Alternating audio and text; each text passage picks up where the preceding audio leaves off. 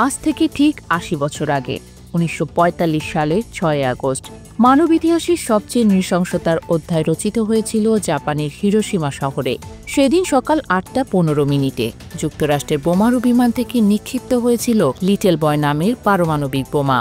মুহূর্তেই ধ্বংসস্তূপে পরিণত হয়েছিল সমৃদ্ধশালী একটি শহর। লাখো মানুষের প্রাণ কেড়ে নিয়েছিল এক নির্মম আঘাত। কিন্তু আজও সেই হত্যাকাণ্ডের দায় স্বীকার করেনি যুক্তরাষ্ট্র, বরং তারা এখনও বিশ্ব নিরাপত্তার জন্য সবচেয়ে বড় হুমকি হয়ে দাঁড়িয়ে আছে। দ্বিতীয় বিশ্বযুদ্ধের শেষ দিকে জাপানের আত্মসমর্পণ নিশ্চিত করতে মার্কিন যুক্তরাষ্ট্র হিরোশিমা ও নাগাসাকিতে পারমাণবিক বোমা ফেলার নির্দেশ দেয়। ৬ আগস্ট হিরোশিমায় লিটল বয় এবং ৯ আগস্ট নাগাসাকিতে ফ্যাট ম্যান নামের বোমা ফেলা হয়। আনুষ্ঠানিকভাবে যুক্তরাষ্ট্রের দাবি, এই হামলার মাধ্যমে যুদ্ধ দ্রুত শেষ হয়েছিল, কিন্তু বাস্তবতা হল এই হামলায় প্রাণ হারিয়েছিলেন প্রায় ২,২৬,০০০ নিরীহ বেসামরিক মানুষ, যাদের মধ্যে অন্তত ৩৮,০০০ ছিলেন শিশু। বোমা হামলার পরের মাসগুলোতে বিকিরণের বিষক্রিয়ায় মৃত্যু হয় আরও হাজার হাজার মানুষের। যারা বেঁচে গিয়েছিলেন তাদের অনেকেই আজীবন পঙ্গুত্ব, ক্যান্সার ও জিনগত বিকলাঙ্গতার শিকার হয়েছেন। হিরোশিমার আকাশে যে মাশরুম ক্লাউড তৈরি হয়েছিল তা ছিল মানবসৃষ্ট নরকের প্রতীক। তাপমাত্রা পৌঁছেছিল ৪,০০০ ডিগ্রি সেলসিয়াসে, গলতে শুরু করেছিল পাথর, লোহা, এমনকি মানুষের দেহ বাষ্প হয়ে উড়ে গিয়েছিল।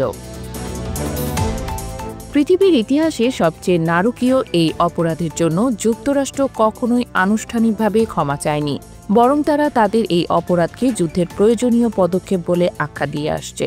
কিন্তু প্রশ্ন হল, কেন নিরস্ত্র বেসামরিক মানুষের ওপর এমন বর্বরোচিত হামলা চালানো হয়েছিল? কেন শিশু, নারী ও বৃদ্ধরা যুক্তরাষ্ট্রের লক্ষ্যবস্তুতে পরিণত হয়েছিলেন? ইতিহাসবিদদের মতে হিরোশিমা ও নাগাসাকিতে পারমাণবিক বোমা ফেলার পেছনে যুক্তরাষ্ট্রের আসল উদ্দেশ্য ছিল সোভিয়েত ইউনিয়নকে ভয় দেখানো। দ্বিতীয় বিশ্বযুদ্ধের পরে শুরু হয়েছিল স্নায়ুযুদ্ধের সূচনা এবং যুক্তরাষ্ট্র চেয়েছিল বিশ্বকে দেখাতে যে তাদের হাতে কতটা ধ্বংসাত্মক অস্ত্র আছে, কিন্তু এর মূল্য দিতে হয়েছে সাধারণ মানুষকে।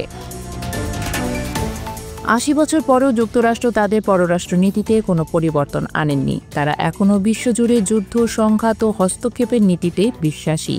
ইরাক, আফগানিস্তান, সিরিয়া, ইয়েমেন, এমন কোনো যুদ্ধ নেই যেখানে যুক্তরাষ্ট্রের অস্ত্র ও সমর্থন না থাকবে। তাদের তৈরি করা ড্রোন, মিসাইল ও পারমাণবিক অস্ত্র প্রতিদিন হাজার হাজার নিরপরাধ মানুষের প্রাণ কেড়ে নিচ্ছে।